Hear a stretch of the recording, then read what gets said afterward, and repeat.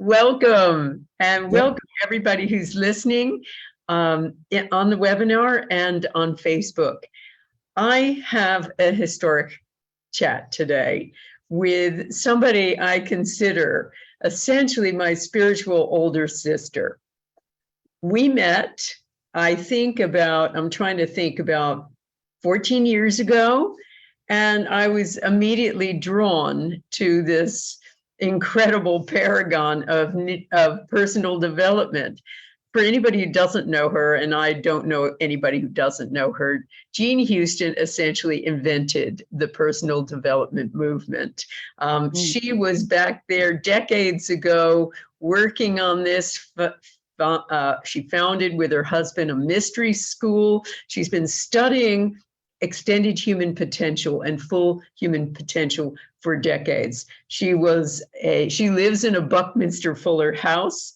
She was a friend and advisor to the Clintons. She's written over 60 books. Her latest ones with Annalise Smithman are about being a new human. And that's what our conversation is going to be all about. And she's blown me away every time we have a conversation, which I love to have. So welcome, Jean.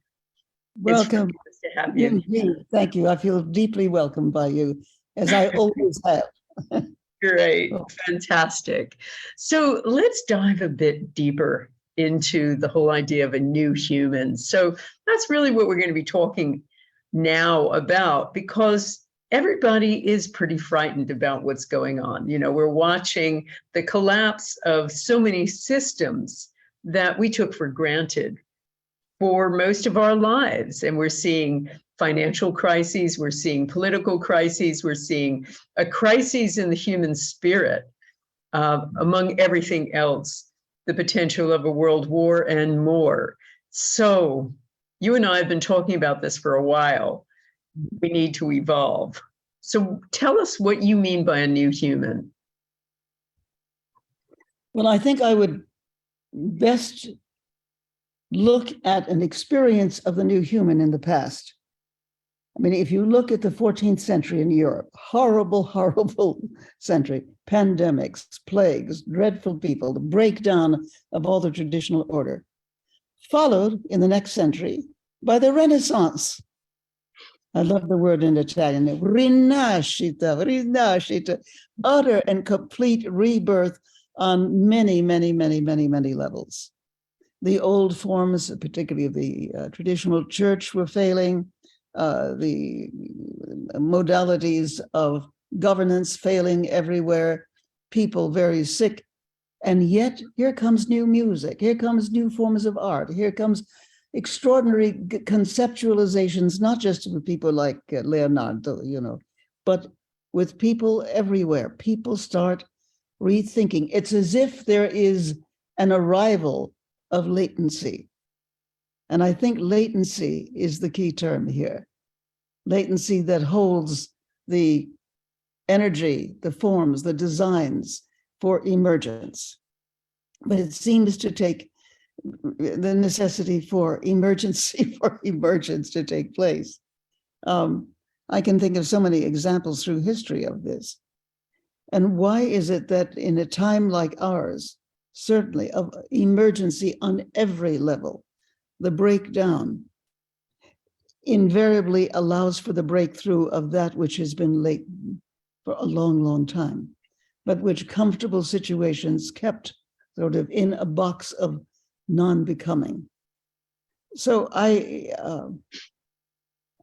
too, like you, am stunned at the sheer volume and creativity of the breakdown. The unexpected becomes the expected. The impossible that we thought could never happen becomes the living possible.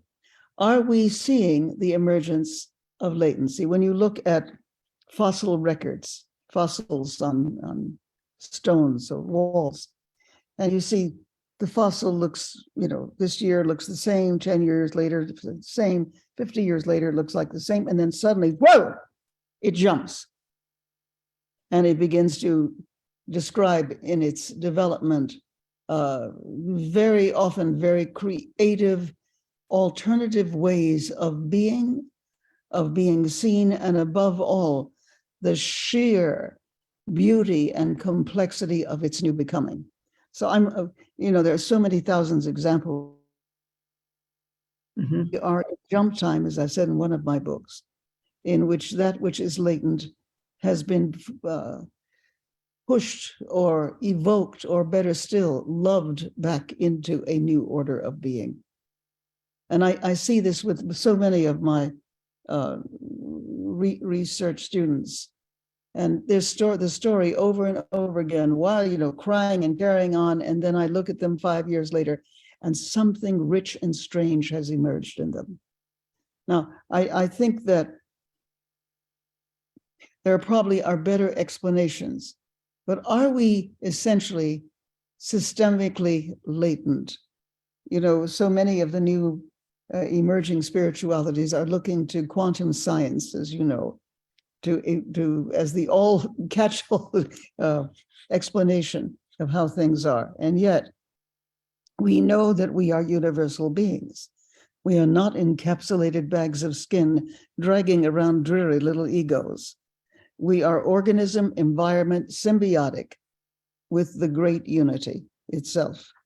And so that which was seen and continues to be seen as a spiritual process is now becoming an existential process. The idea is in your books, for example, you launched a movement of latency about as deep and wide, far spread as anybody that I know. I'm a member of one of these, and every Monday night I show up and we have our prayers, we have our focus groups, and people are, if not getting well, they certainly are getting better. And I mean better in their whole body, mind, systemic. In my own small way, I try to do this in my seminars. But I'd be interested, especially in light of your new book that's soon to come out, how you regard the latency. Even take a little baby, doesn't look like too much is going to go on, and yet is latent with the musician that he or she will be, down the line 5 or 10 years. I think some of the wilder fields of quantum physics, which perhaps have been overly adopted to explain everything, but quantum physics talks about the great unity, the great creation that comes out of co-creation, of connection, that everything is connected, but is there in a latent state until there is a sufficiency of need to call it forth. And all my scientific friends who look at quantum physics still try to look at it through the mysterium tremendum of chemistry or mathematics. And I think they're missing out on a great deal of what is trying to happen. How do you feel about that? No, absolutely. I love the idea that you say it is a kind of catch-all to try to explain everything. Yes. What the issue, though, is people haven't really understood the implications of quantum physics from the start, and also the implications of living the wrong story.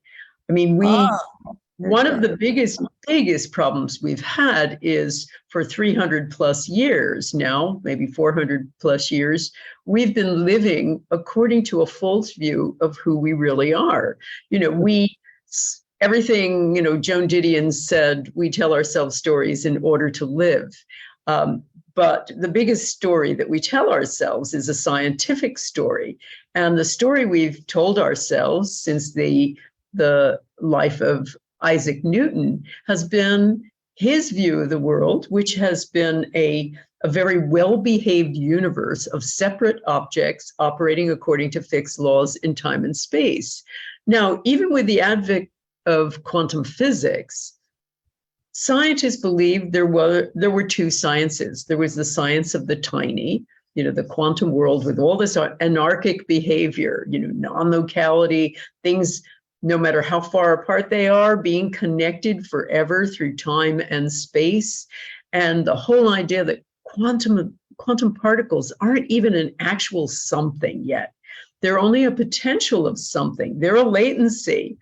And what turns that something into something real is the involvement of an observer, is our involvement in making it real.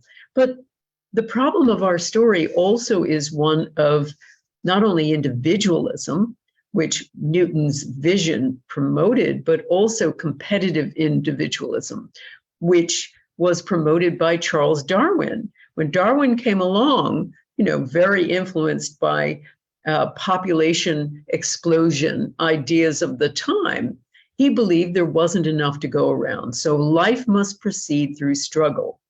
And so, although they weren't his words, survival of the fittest, they were his PR folks, essentially, that became essentially the leitmotif of our world.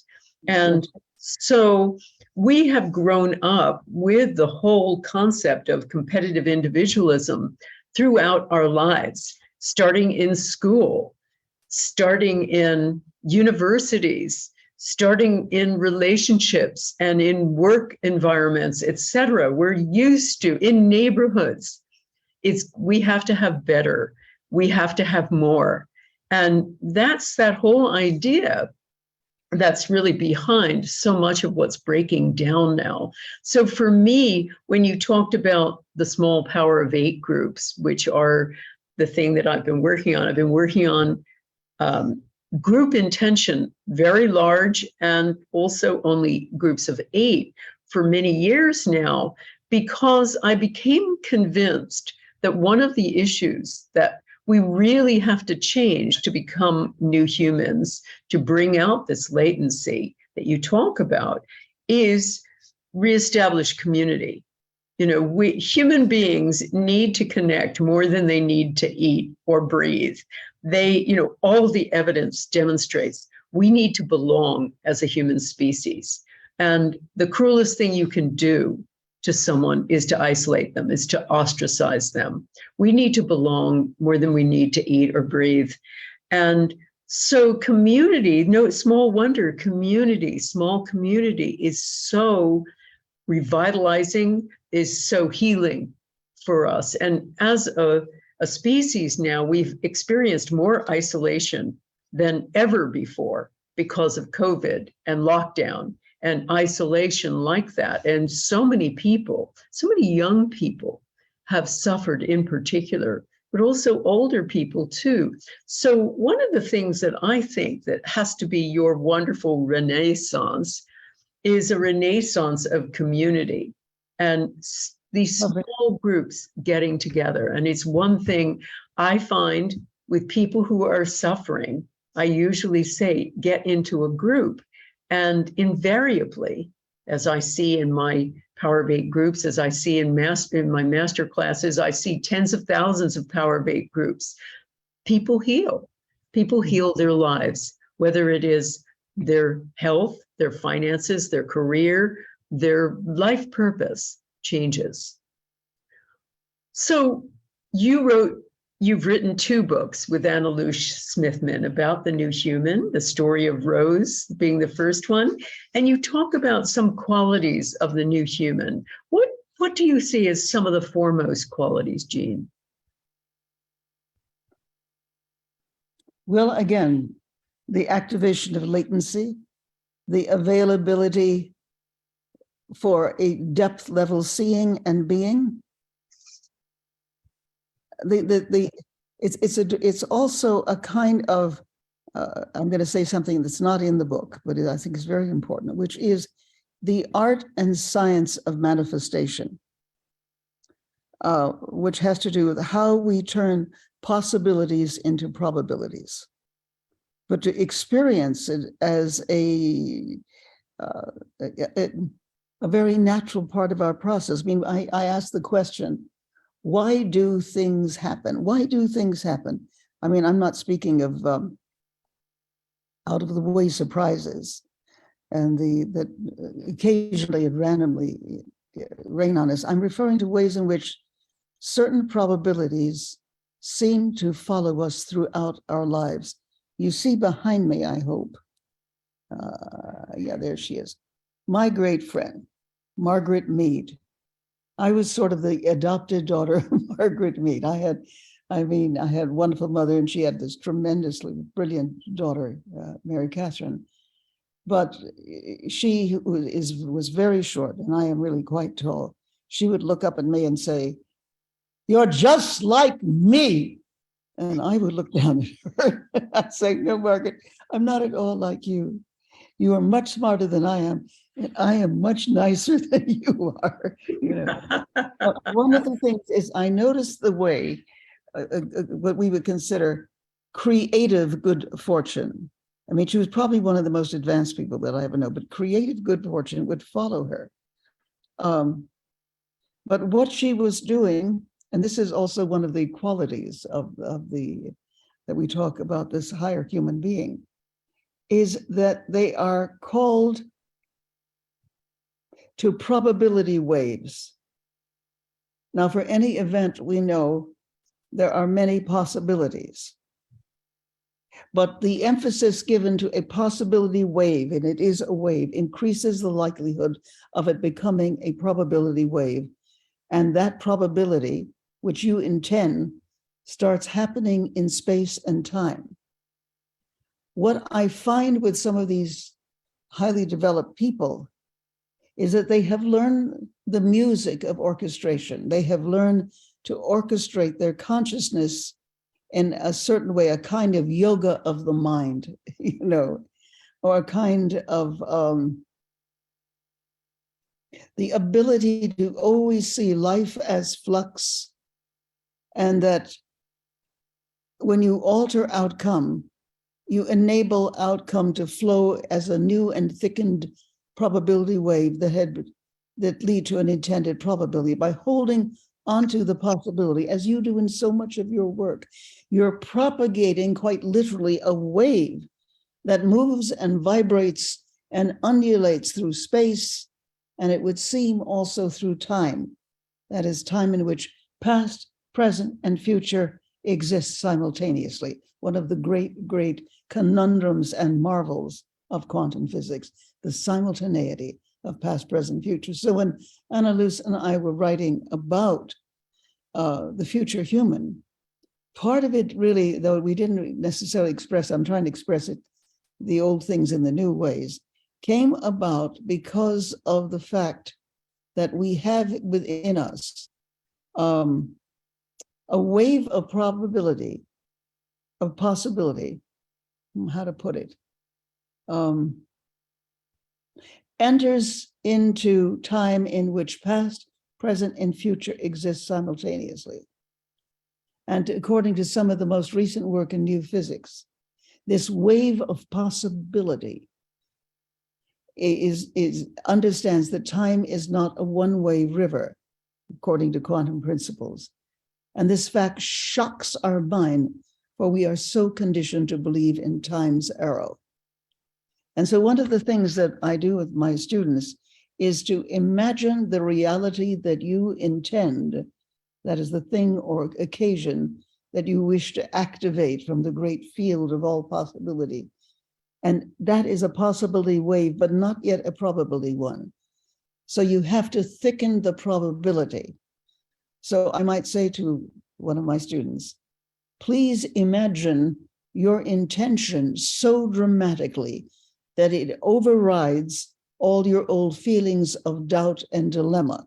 And this is really part of the, the higher order thinking. And observe how your active imagination offers you interesting images, feelings, storylines. It's very important, the new storyline that exceeds old ways of thinking and doing.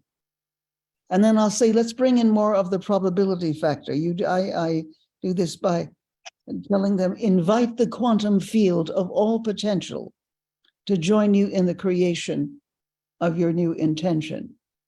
Invite it in, call it in, reach out even, and bathe in it. Enjoy the paradox. And this is something else about this advanced future human. The paradox of being local, but also being non-local. human and God stuff incarnate in space and time. So you are the local imagination immersed in the great field of imaginal creation. And the universe, with its infinite ideas and treasures, now is able, by your invitation, to help you to fill in the gaps, as well as expanding your intention. The quantum field, in its wonderful dramatizing power, arises in you with special effect and soul crafting images and ideas, and you receive them and you play with them. I've been thinking about this since I was 7 or 8 years old, because I met Mr. Einstein. Did you know that? I didn't know that. I know you've met many people in your illustrious life. One of them was Einstein, because I went to a special school that took us to meet the great elders of the time. So Helen Keller, I met her, was an extraordinary lady. And one day our teacher said, children, we're going to get on the ferry boat, because we lived in New York, and we're going to go to Princeton and meet Albert Einstein. And we did that. And we sat down in this chalk-filled room with equations on the board. And he came in. He was very sweet. He was very short, but very sweet. And he said, yeah, any questions? That's how it began. And one of our smart aleck boys raised his hand and said, Mr. Einstein, how can we get to be as smart as you? He said, read fairy tales. We did not like that answer at all. Another smart aleck boy. Well, Mr. Einstein, how can we get to be smarter than you? And he said, read more fairy tales. And I hopped up, and I'm 7 years old or something. Mr. Einstein, you're talking about imagination, aren't you? Because my father was a comedy writer that involved constant imagination.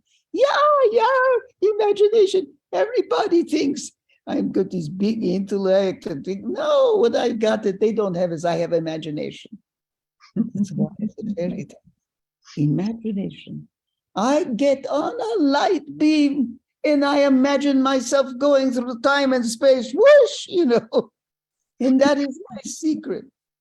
And the smart aleck kids still didn't like it, but I held that as my secret sauce, if you will, for the rest of my life. And that, to me, you not just take an idea, but you play with it, you enact it until you get and this is something else that we don't really talk about. I'm tired of talking about the old stuff. I'd like to talk about the new stuff. You get the feeling tone about your intention or your idea. Now, feeling tone itself is a special kind of click in your consciousness that says, okay, it's happening.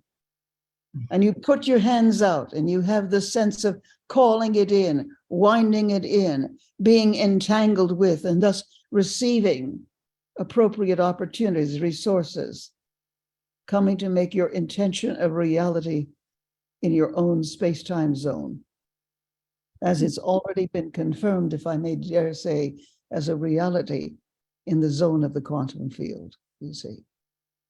So that's what really interests me, that we are beings of universal capacities. We are universal beings in a biodegradable space-time suit. And to be able to switch the self-image, that's also part of this future human. I love that. Yeah. I love that. Now, I'm also going to ask you, just tip your computer down just a little bit so we can see a bit more of your wonderful face. There you go. I know we just lost, we were watching Margaret Mead. We had your face, but now we have even more of it. Fabulous. I love all of those ideas, and the idea of this imaginal sense of the intention and the intention going through time. You're absolutely right. I mean, no quantum physicist these days believes in linear time. They all say, Carlo Rovelli, all of the great modern quantum physicists say there's no such thing as time. And in the brain, there's no place in the brain that understands time. Somebody with amnesia, and here's the other thing too, the same place in the brain that is involved with memory is also involved with imagination. So, Right. and future. So when somebody has amnesia, they have difficulty imagining the future. Now, you're absolutely right. There's so much evidence for intention also working through time and space. And I actually do a course called Heal Your Past that uses retrointention techniques to heal what has happened before, but still exists in that person and still invades him or her, essentially. But this whole idea of imagining and belief, what you're really saying and talking about is seeing the future as an absolute inevitability. And one of the things that I know seems to help that a lot is other people. Other people can imagine your future better than you can. And that's certainly one of the things I teach in my courses, and also I promote in Power of Eight groups, is that what you may not be able to believe yourself, you're filled with all of those 70,000 thoughts you have every day, and most of them, something like 85%, are negative and judgmental, particularly about yourself. But other people can build that belief in you by just the act of intending together. One of the big pieces here that I think is helpful, particularly helpful in creating a new human, is altruism. I mean, that's one of the real beauties of a Power of Eight group, because 7/8 of the time you're intending for someone else. And that I have seen is a complete antidote to this competitive individual that we all have become or have been created to automatically operate as. But suddenly you break out of that. And I think it's one of the big factors as part of this community that we have to understand. And it's not just about doing nice things for other people, although anybody who does that lives a longer, healthier, happier life, according to the science. But it's about really sincerely seeing, as you're talking about, visualizing that other person as achieving their goal, whether it is to become healthy, whether it is to become financially secure, or to have that dream job, or to find that dream relationship, or whatever. And the meeting together of strangers who start out as strangers in a Power of Eight group is one of the important factors, because suddenly you have this group of total strangers who are intending for you, who have your back, who care and love you enough to spend this selfless time sending intention to you. That's so antithetical to the way we have been brought up. And it's shockingly effective for that individual. I mean, I have so many people who just burst into tears, whether they're sending or receiving, because they've never experienced this before. They also get into, and I think this is another really important aspect of the new human. You talked about, intention and the fact that we have these latent powers. We do. We have many latent powers. You certainly are the queen of understanding human potential. We have so many powers we're born with, but they get denied.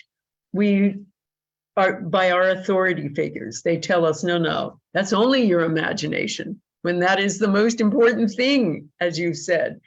They say, no, you can't see beyond your senses. You can't intend. That's impossible. You can't manifest. That's impossible. And on and on and on. So we believe that. But we reestablish those powers when we start seeing them work as a group. And I think that is just reclaiming that latent human capacity that we all have inherently, is really important in the next stage of our evolution. That is so beautifully and succinctly stated. Lately, I've been studying the life of Martin Luther King, and we're asking myself, how did he accomplish what was thought to be impossible? And he did it through rhythm and colorful words spoken to a resonant community, didn't he? One that sang and moved and celebrated the events of freedom, regardless of the way the external negative circumstances were going on. And I think that it's interesting, the word enthusiasm, which comes from the ancient Greek, entheos, which really means doing the work of the God. Entheos. You know, when you work with a kind of enthusiasm and movement and words that sing, you are causing your body and your mind and your very consciousness to slip out of same old thoughts, expectations. You have moved from imagination to the imaginal.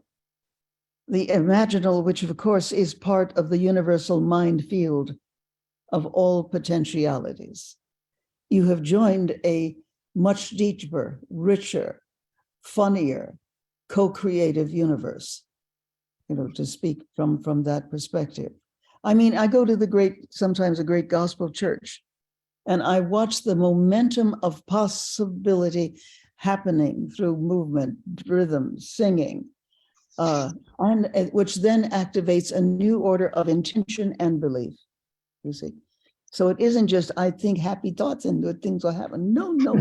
We're too complicated for that. Bring in the whole body, mind, overt and subjective ways of being and knowing.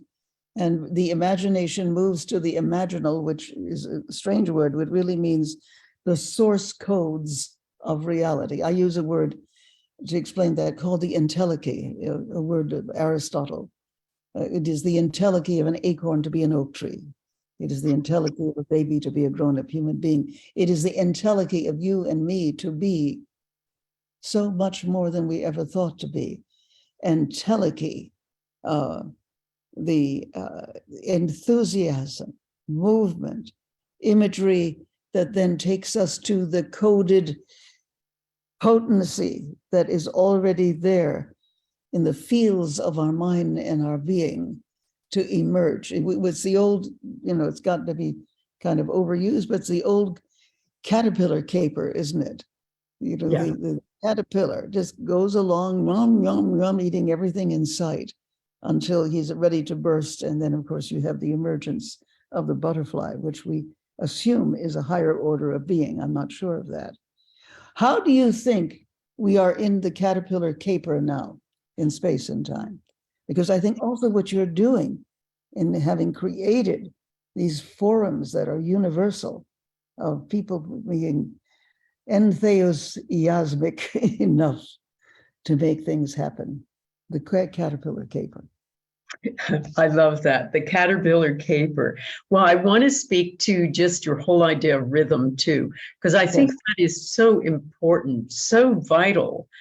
We don't really understand how rhythm and music affects us. And you're talking about Martin Luther King, who understood, like a brilliant gospel preacher did, the power of words, the power of rhythmic words to move, the power of passion to move, and the power of oneness. And so one thing I just want to address is I see, and we've proved this in brainwave studies that we've done with a bunch of student volunteers who were total novices, that when you put people into small groups, very quickly, when they start sending intention, we put EEG caps. We worked with a team of neuroscientists scientists, and you put EEG caps on them, and very immediately, parts of the brain involved in making us feel separate, like the parietal lobes, which sit back here, and also parts of the frontal lobes, the right frontal lobe,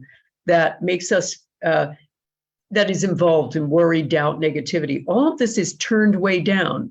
So it's not like meditation, it's completely different. And what you see is brainwave signatures almost identical to those of Buddhist monks in ecstatic prayer or Sufi masters during chanting, and also people involved in the ecstatic churches. So, you know, where they're all singing and they're dancing and they're involved in this incredible rhythm, and it brings them out of themselves into a state of oneness. And in a sense, they suddenly feel, as we never do ordinarily, a sense of oneness, a sense of being in the field, which we are all the time anyway, but we don't experience life like that.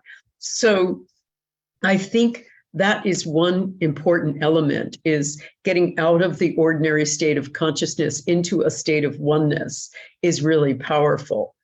What I see as the caterpillar root right now is, you know, we keep having this idea of change happening from top down. And I have long given up on those people who have the levers of power, knowing what they're doing or doing it for the common good. We've seen that is definitely not the case. I'm not sure they know what to do. They might be well-intended, but we also have what our mutual friend Marianne Williamson calls corporate tyranny now. You know, we are now involved in the big corporations who are taking over every aspect of our lives. So I see the impulse has to be for the opposite, has to be changed from the ground up. And like you, I've been reading about Mohandas Gandhi, and how did he do it? What did he do to affect this major revolution where India was able to very peacefully detach itself from the British Empire? How did he do this? And what he did was to work locally.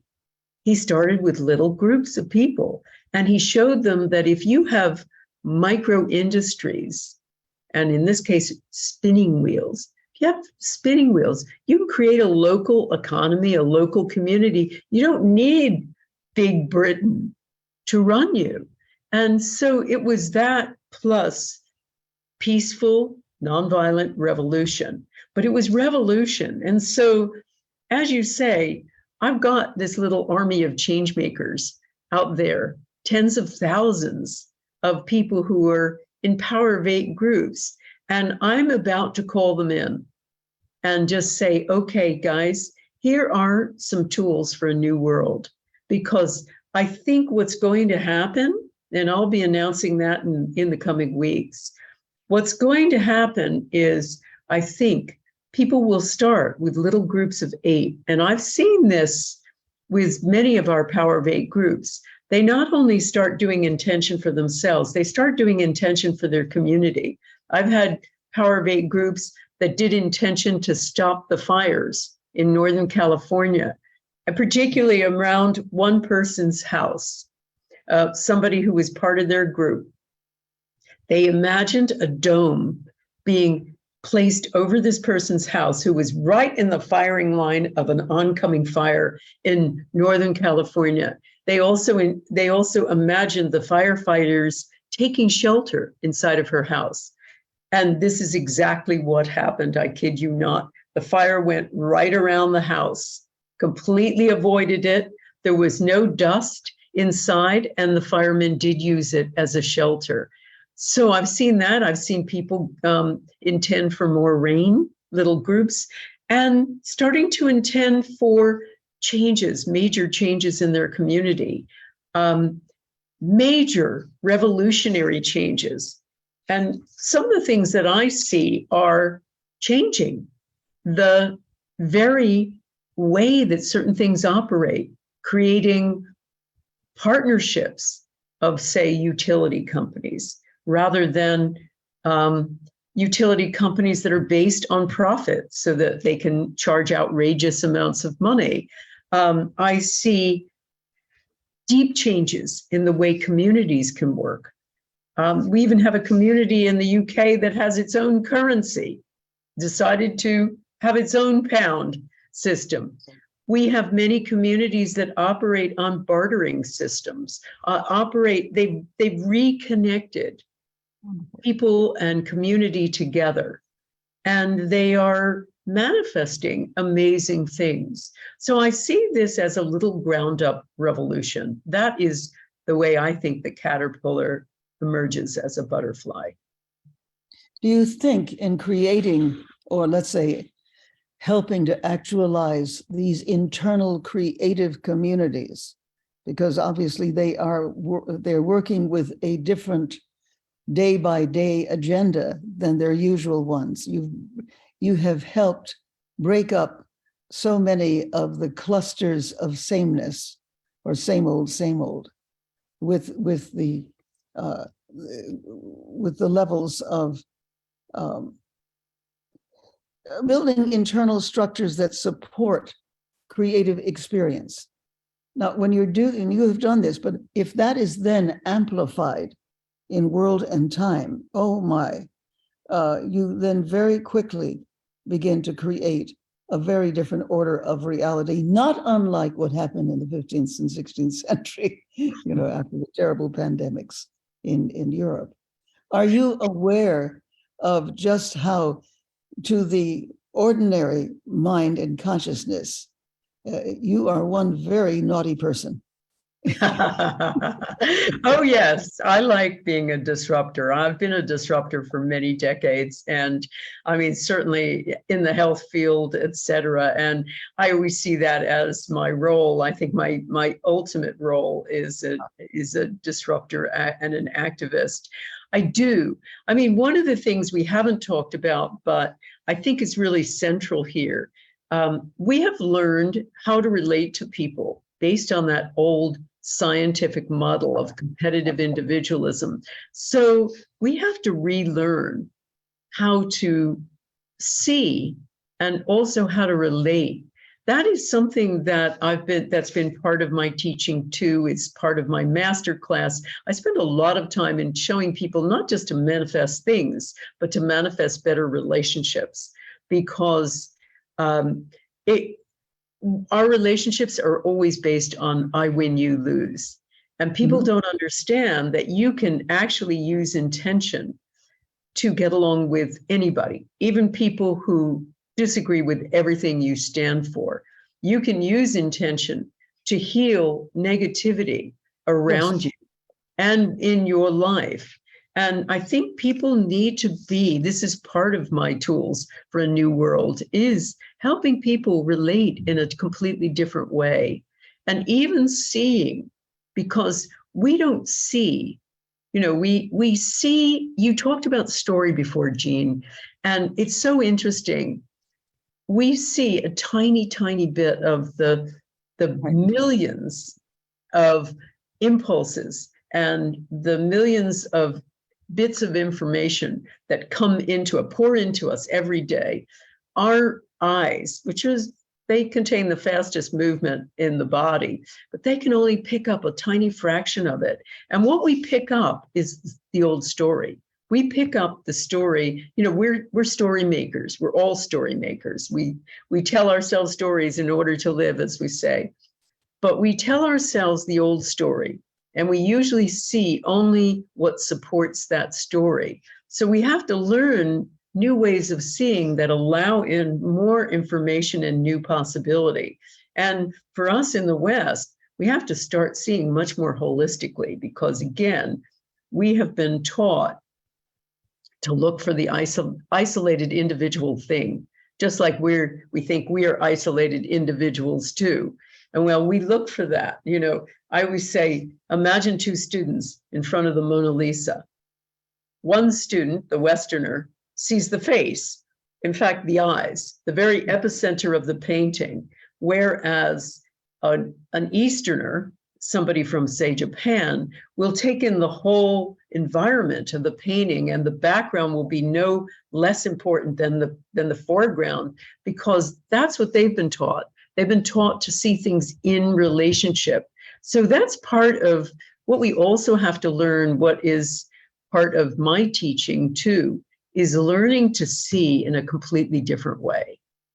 One thing that really intrigues me about what you're saying is because you're also speaking about a conscious shift in one's identity, not the usual ego-bound notion of self, but rather bringing in one of the many selves that really accompany us, selves which do not have your particular ego's history of doubt and distress.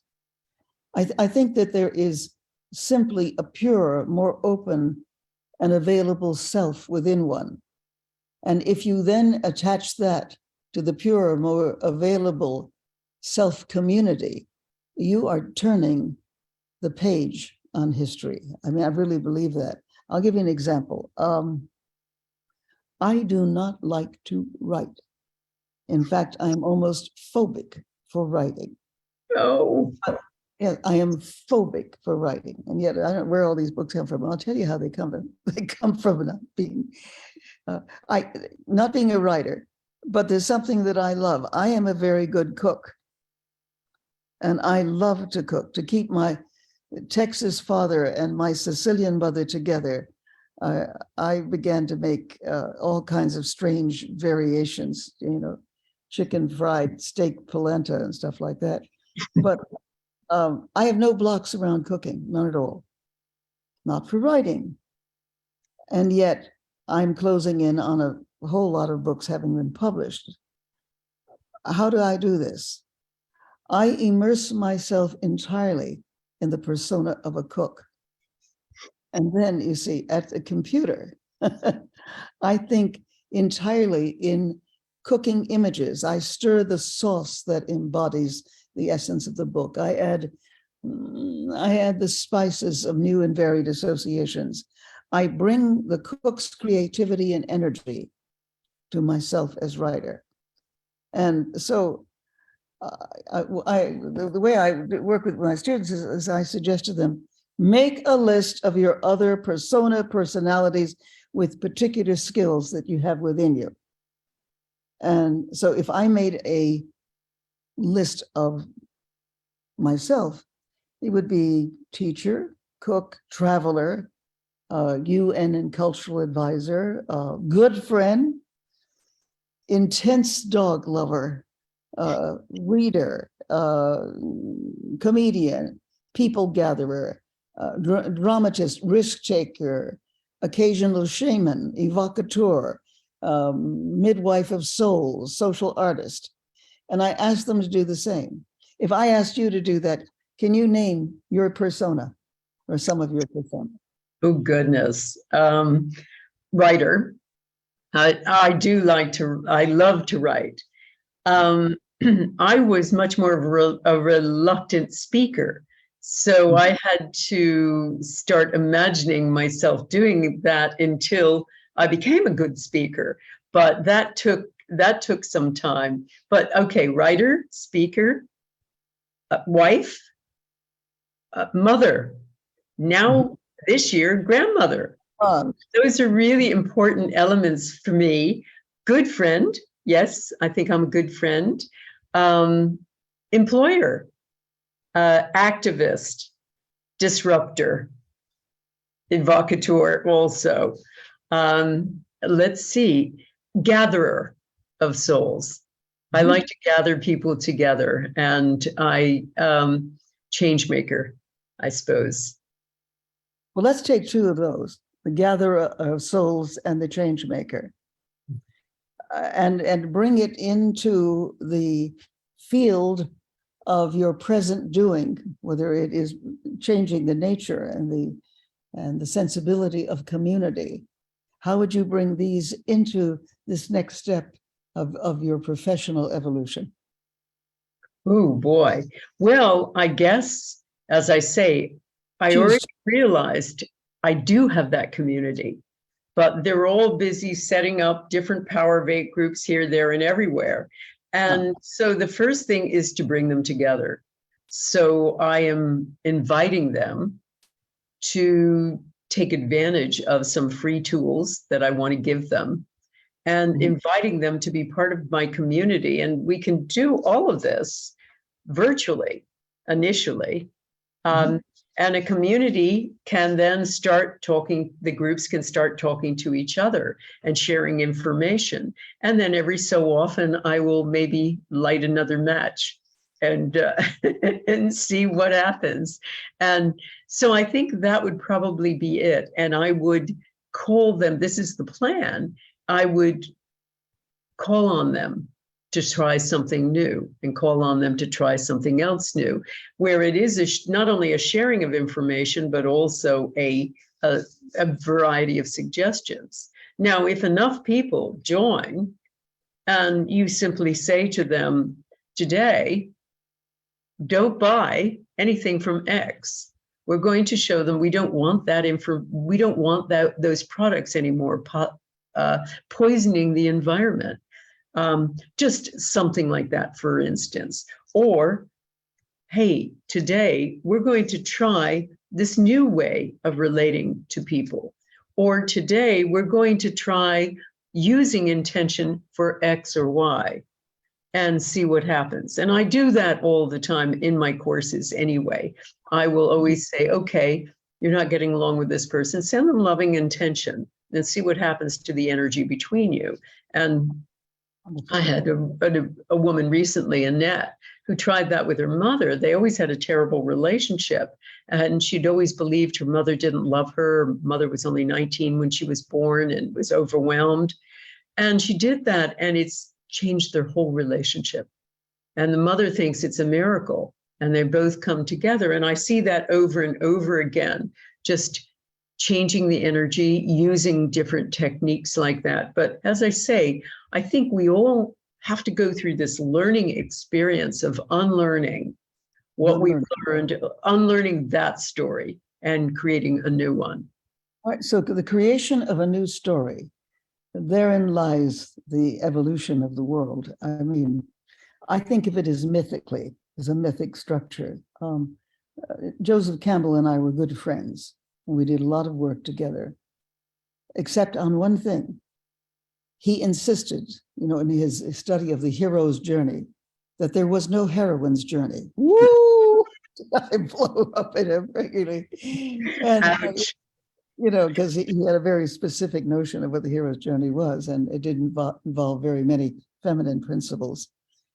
And so finally he said, well, you go and write it. So, which in my own way, in my own teaching, is something that I do.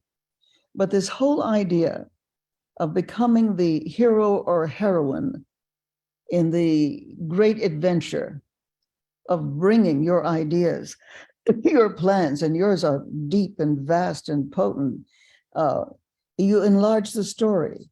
You consider yourself to be on the road of discovery and adventure. You are larger than your ordinary life when you go mythic, and you accept it. And you also accept the helpers, both natural and supernatural, who are there to assist you. And they may show up in interesting forms. You have to expand your level of acceptance here. I mean, animals, mine have often been dogs, angels, numinous borderline persons, and your Entelechy, your higher guidance, who is providing, I believe, both direction as well as opening up pathways to the new possibility. You get beyond the dark woods of unbelief, and you enter the shining castles wherein you are recognized as a great one, gifted with tools, wherein you can accomplish interesting aims. You discover archetypal friends and support systems who can be in the form of whatever, gods, goddesses, legendary figures, powers, archetypal powers of of virtue and intelligence, the archetype of all-giving love, the archetype of intelligence and discernment, even the archetype of abundance, of healing. I mean, I look at people taking on the persona of archetypes. Archetypes are many things. I mean, they are primal forms, they're codings of the deep unconscious, they are constellations of psychic energy, they are patterns of relationship, but they're also symbolic projections of higher consciousness. And they're major organs of the human psyche. They give us our essential connections, archetypes to, and without them we would lose the gossamer bridge that joins spirit with nature, mind with body, and self with the meta body of the universe. So this is what I try to do in some of my work. I enlarge the field of self, not just in terms of the simpler ones where we take on some of our strong capacities, like mine is simmering with the soup of new intentions, but you also join spirit with nature, mind and body, and as I say, the meta body of the self. So thus, in the journey of changing the world, as you have done so brilliantly, more than just about anybody I know, I think it's also the journey of transformation and the acquiring of the deeper latent powers that are lying there. And not only do we then form, as I try to do, a powerful sense of identity with a larger character that is also part of my inner dream and my outer performance. But this mythic being, if you will, this larger storied being becomes an aspect of ourselves writ large. And then what I find is that symbolic happenings appear with undisguised relevance, not only for my own life and issue, but for the remaking of society as well. Therein, one becomes, as Gandhi says, one becomes the change that makes the change. I love the idea of the being a mythic, the mythic persona of yourself. So I'm going to take questions, but before I do, who would you say is your mythic persona? Who do you see as your mythic persona? My mythic persona has been for many years the Athena archetype. Wonderful, wonderful. And matter of fact, can I tell a little story? Explain why to our audience, why that is. Why Athena is your archetype. Okay. I was not wanted when my mother was pregnant with me. My father was broke. He had been thrown off the Bob Hope show, something like that, for his usual hijinks. And he kept saying to my mother, Mary, get rid of the kid. You can have as many kids as you like when I get back on writing the Bob Hope show. My mother being a Sicilian Catholic, that didn't go over very well. And the same dream occurred to her almost every night. And in the dream, she found herself at the palace. And at the palace, there was this beautiful, tall lady in a long sort of blue Grecian dress who kept saying, Mary, you've got to keep the baby. Important baby, you got to keep the baby. My mother called her Blue Dell. She said, well, I know Blue Dell, but my husband is that, oh, ignore him. You've got to keep the baby. And so I got born. I mean, 2 months early, but I got born, And I discovered that this particular archetype has been part of my life. It's allowed me to work with UN and related agencies in over 100 countries, helping cultures become communities of possibility, as you described, and doing all this strange work that I've done for so many years in the world. And there's just many other things. She is a goddess of wisdom. She is a character of co-creation with humans in the world to have them go deeper and explore the diversity of selves that allows them to be all that they can be. It goes on and on. So my archetype is the Athena archetype. It's not that I believe that I am Athena, but I am certainly attached to the energy of that particular archetype. You see. Wonderful. I love that. I love that. Brilliant. Brilliant. I guess I have yet to figure out what my archetype is, but I will certainly say that I see in Power of Eight groups, I always challenge our groups to write the future for each other, because people do, and it's a Japanese author discovered this, that people, when you have a pair of people, somebody can map your future, somebody else better than you can. And so I've now done this in groups, and I find that suddenly it brings out the greatness in individuals. It brings out that mythic quality, because people can't see it in themselves. They see the humdrum everyday persona that you talk about, and they don't see the mythic side that you also talk about. And so that is another advantage of a group. Let's take some questions. I know we've got some here. We've got loads, goodness. We've got from the people listening. Okay. Haha, you'll love this, Jean. Jean, I swear to God, you look younger every time I see you. Big love to you. Doctors are studying, Jean. That's right, because I don't particularly age, biologically, but not chronologically. Biologically, I'm in my early 40s. Chronologically, I was born in 1937. Which makes you 85 years old. Goodness. Yeah. Well, I'm glad to hear you're only in your 40s. Wonderful. We're going to have many more years. But I think it's also an archetypal relationship too. That's what I think. And it's also beyond that, it's the deep need in me to be of use. Mm-hmm. And when I asked Margaret Mead, what do you want on your tombstone, as I held her hand as she was dying, and she said, she lived long enough to be of some use. And I thought, boy, that's me too. That's really all. So I have to stay physically young, which I am.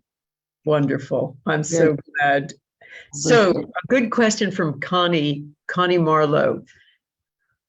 Open to the quantum field, how do you suggest people walk in their everyday lives in alignment with the quantum reality?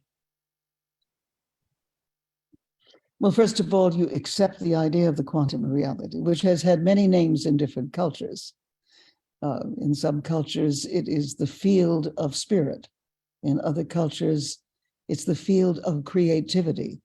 However you sense it, and you sense it as the energy, but energy that allows us to open up our apertures of receptivity to this being in a larger universe. I mean, the new discoveries, even with the new telescopes, are extraordinary. We are living in a conscious, mindful universe. And if you take that into your meditations or your prayers or whatever are your spiritual forms, things begin to shift in subtle ways, and then ultimately in ways that belong to the order of Renaissance. You become rinascita. Actually, say that word in the Italian, it's so much better. Rinascita. and you break through to a whole new order of being and becoming. Absolutely. And how people can walk in everyday lives in alignment with quantum reality. Well, number one, understand that you are creators, that you are creating world into being, that time is an illusion, that time is one great big smeared out now. Space is one smeared out, great big smeared out here. And so we can access all time and all space.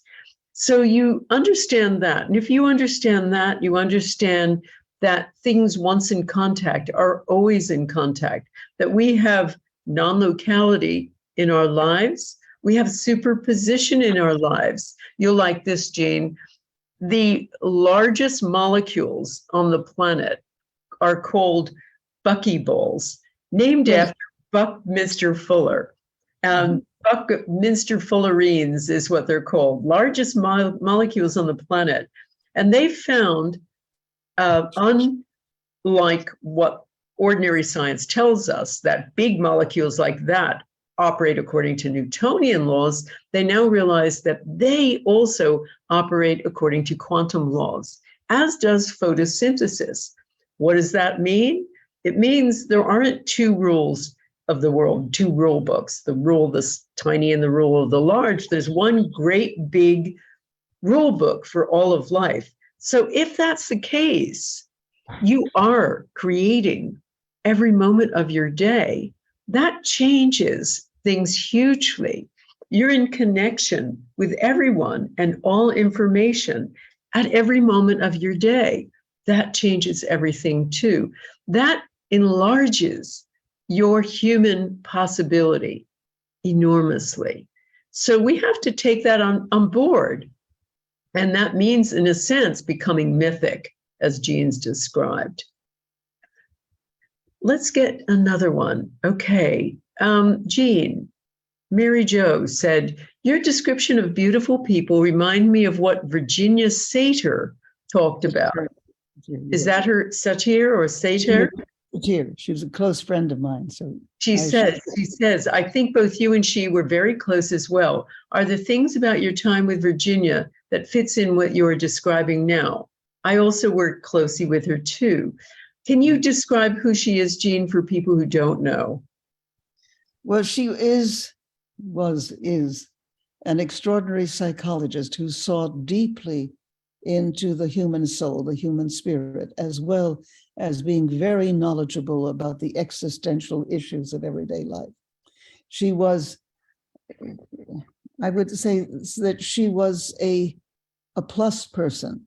You thought you knew her in one way as the great psychotherapist, and then you discovered that she was also a good old Texas girl who could really get down home and on the floor and roll about and be available to the depths of what was going on in the human family, in the human agenda. She was high spirit, encased in an incredibly creative, funny, deeply seeing. You couldn't lie around her at all. She saw through all that.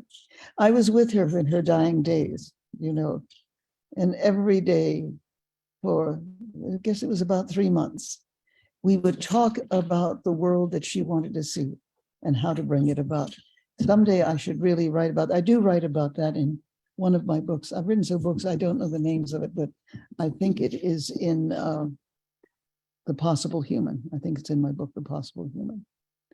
Does that speak to this, the lady who's asked the question? Is that to the person that you knew also? I hope so. I hope so. She's just writing questions, but I hope that answers that, Mary Jo. And Nancy says, please acknowledge the spiritual beliefs of First Nation peoples and how they may help all of us reconnect to the biosphere and each other before it's too late. Any thoughts? Somebody else, in relating to that, also asked how James Lovelock has impacted us. And he, of course, is the fellow who came up with the whole idea of calling the Earth Gaia as a living entity. Well, maybe I'll go first with this, Jean. The First Nation peoples, of course, believed in and believe in a connection with all living things, a connection with the universe, and that the Earth and the entire universe is alive and an alive, breathing entity, essentially, that we have to honor and respect. Of course, that is very different from the competitive, individualistic view that we have created for ourselves and life we've created for ourselves, which is every man for himself. And that mindset has created a situation where we are exploiting and exhausting the world's resources. I mean, there's that on one level. Then there is also the spiritual ideas of First Nation peoples. And there are many, many parallels with many of the ideas put forward from quantum physics, the idea of we create things as we name them, for instance, with certain indigenous populations like those in Australia, that we are, we have extended powers. Now, the only difference when I was looking for antecedents to the power of 8, which I came upon by accident. I put people in groups of 8 in a workshop once. I just thought, well, shall I shrink down my big intention experiments? What if I put people into groups of 8 or so, have them send intention to some member of the group with a health challenge and see what happens? And I thought it was going to be a little mild effect. I didn't expect people to get up out of wheelchairs, which is what they have done, and much more. So I was looking, when trying to understand what on earth is this? Why is it happening, and why me? I was looking through a lot of indigenous practices, and the main difference was they tend to have a shaman, a person who is a guru, whereas ours don't. The groups operate, independently. I show people what to do, of course, and I teach people how to use intention, and I create courses to help people with that.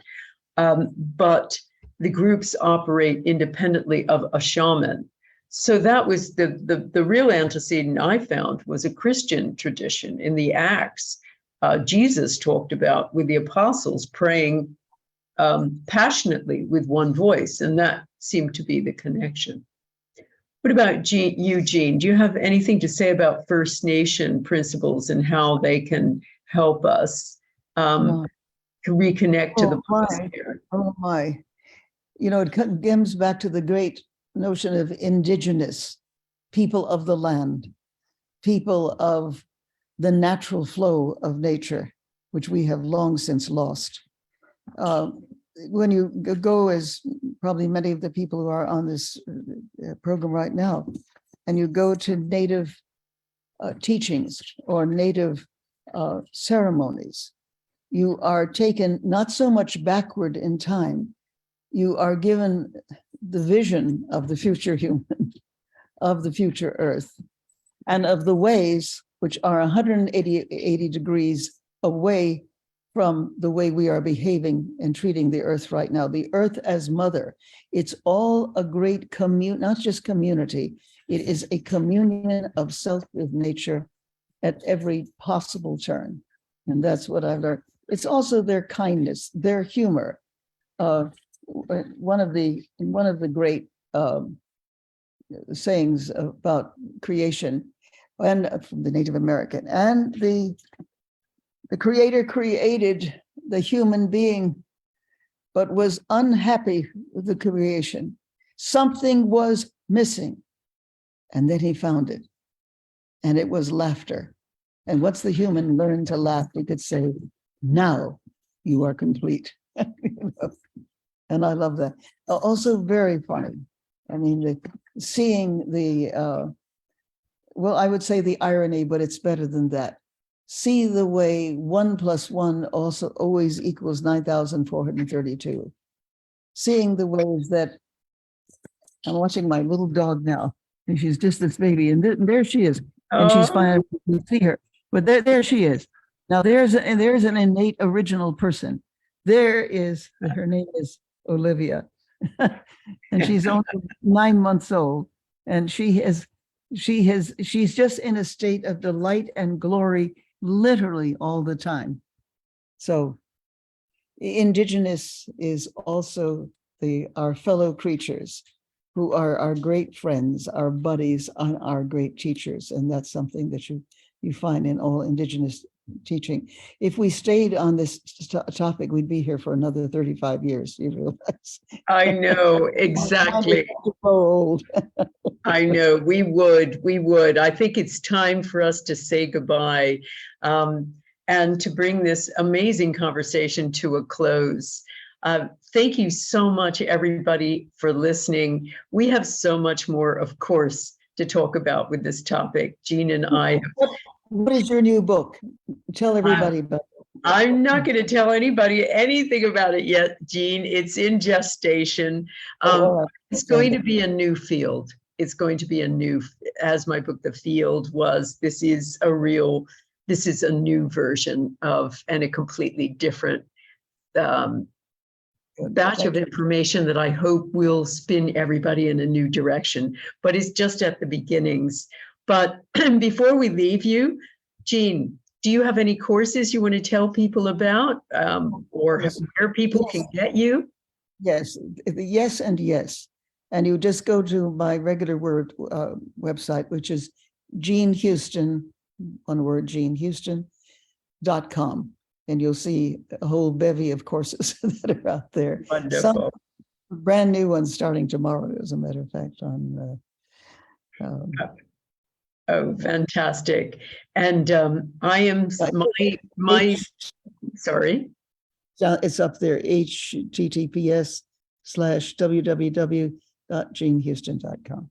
Wonderful, wonderful. And that's what we'll be writing that also on the chat. And for people who want to find out more about my intention masterclasses, my big one, the Power of 8 Intention Masterclass, my keynote course of the year, is starting on February 4th. I put people through intention boot camp, through live and interactive sessions, 6 of those. And then I put you in a group in your own time zone and your own preferred meeting time, and you meet with them every week for a year. You also have ongoing intention clinics with me. So I do a lot of coaching to help everybody really master all of the techniques and the group in the year. And these people will become your intention family, and they'll be part of essentially helping you to create and be a new human. So check that out on my website, lynnmctaggart.com, under courses. Jean, it's been fabulous, as always. I think we could talk for 3 more hours. So let's do that. Let's definitely do it again. But in the meantime, be well, dear friend. Be well, you too. My dear, dear friend, you are the one person more than anybody that I can think of who is helping the world to turn the corner. Thank you so much. Right back at you, I think. And you've been doing it for a couple of generations. All right. Goodbye, everybody. Thank you for listening. Much love. See you soon. Bye.